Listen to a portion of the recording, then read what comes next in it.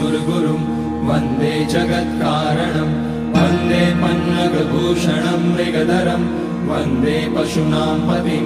वन्दे सूर्यशशाङ्कवहिनयनं वन्दे मुकुन्दप्रियं वन्दे भक्तजनाश्रयं च वरदं वन्दे शिवं शङ्करम्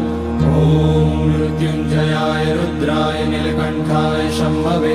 अमृतेशाय शर्वाय महादेवाय ते नमः।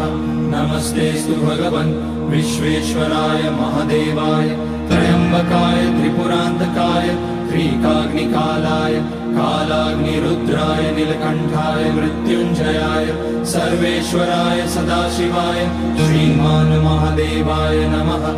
ॐ नमः शम्भवाय च मयोभवाय च नमः शङ्कराय च मयस्कराय च नमः शिवाय च शिवतराय च ॐ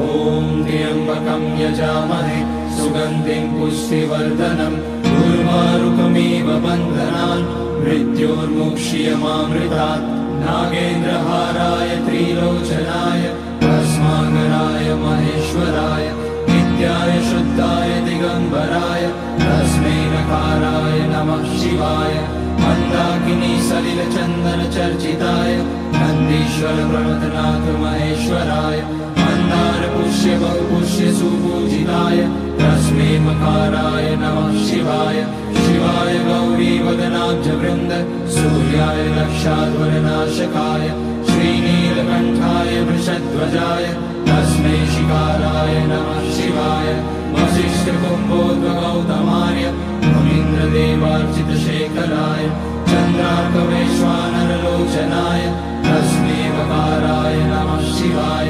यज्ञस्वरूपाय जटाधराय पिनाकहस्ताय सनातनाय दिव्याय देवाय दिगम्बराय तस्मै यकाराय नमः शिवाय पञ्चाक्षरमिदं पुण्यं यः पठेत शिवसन्निधौ शिवलोकमवाप्नोति शिवेन सह